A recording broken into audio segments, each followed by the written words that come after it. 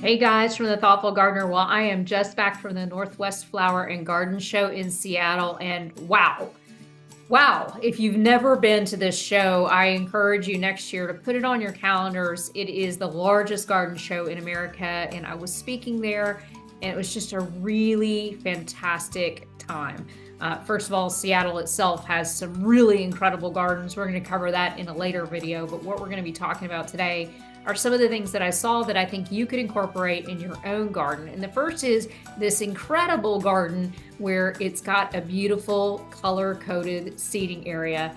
Now, I don't know about you, but I think this yellow lemon-colored carpet with the chair and table is so inviting, and it seems to be that this is going to be a color for 2024. So I'm really excited about incorporating color, especially for people like me where color is lacking this time of year. What a great thing to do to have something in the garden that looks really colorful. The second thing here is dress forms. Now, I have seen a ton of dress forms in design. This one was with fresh flowers and it looked really, really cute. This would be great for a bridal shower or a baby shower, but what a fun way to display a bunch of flowers. So definitely think a dress form is in my future because I'm seeing a lot of inspiration out there using flowers this way. The next was this cart that doubled as a plant shop. Hello, where have I been this whole time? A food truck that's a plant truck?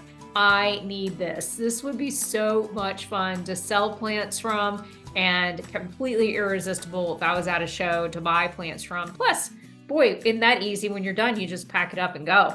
I think it's a really great idea. I love this idea. This was just unbelievable. There was a really cool market at this show for reused garden items. Now, this is a really fun one where they had taken plants and a woman's form and made her into like a plant goddess. What a welcoming thing into this market. So I loved that. Great job, guys. I'm sure it took a ton of time to make it look as beautiful as it did, but it deserved an award in and of itself. It was awesome. Seeds as screens. Yes, that is the case. These are all seed pods. And if you're interested to know a little bit more about those seed pods, the Proboscidea lutea, or devil's claw, was used to make that. And they are hooked together. And I just couldn't get over how creative this is, not only to dry those seed pods, but then to hang them artfully such that it became almost like a see-through screen. That is just such a cool idea. I absolutely love it. The center pod actually reminds me a lot of a milkweed pod, but that it has these little claws they've turned into a really cool way to hook them and make them like a screen. How fun. Bromeliads that were also variegated. I saw a lot of variegated plants at this show, and that's a really interesting way for color because bromeliads, while they bloom for a long time, there's a long time that it's just foliage, and a lot of people get very frustrated by the fact that some of these plants don't look very pretty when they're not flowering. I actually think this foliage is more attractive than the flower personally, so I think it's kind of cool. And I thought that for those of you who are indoor growers or maybe tropical and have the ability to put these outside, this would be a fun addition to the garden. Look at all these spring bulbs. There were also some hellebores and other types of blooming plants in this particular collection. But what I also found fun about this one is that they had flowering trees, and then they had some things that looked like trees but were actually sculpture that were brightly colored. It's a really good use of color, and I think it's really interesting. So certainly too, when you're waiting for those bulbs to pop up, you have a little bit of color in the garden and something to think about. Oh, are you sick of tulips yet and tropical plants? This was a orchid lover's delight. I'm going to show you two different views of this particular stand. I'm definitely recording this for a friend of mine named Judith, who is a collector of orchids. But I wanted to say about that, you know, orchids are really very special.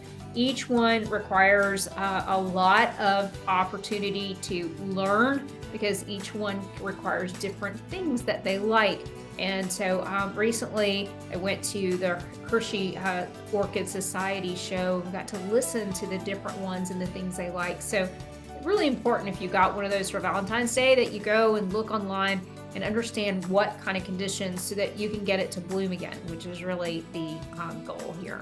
This was an award winner, and I will tell you, it was a fan favorite at the show, but a lot of times we put a little tiny fairy garden in. This whole thing was a fairy garden. How much fun is that? And lots of little places where the fairies lived, including the bottom of the trees, had doors and so forth.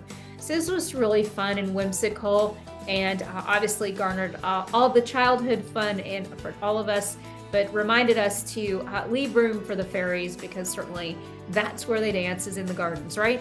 Definitely fun for the kids of all ages. So I hope next year, if you get a chance, that you will book some time in your calendar to go to Seattle. I will say that we got really super lucky one day. It was extremely sunny and warm outside, so I did leave the garden for a while, but that gave me a chance to see some of the gardens in Seattle. So I'm going to actually do another video on that. If you like what we've shown you here, please subscribe, but you can help this channel grow by letting other people know that you liked it by putting a comment below. Tell us what you liked, maybe what you didn't, and maybe we'll do something special for you just next time. Have a great day and garden thoughtfully. Take care.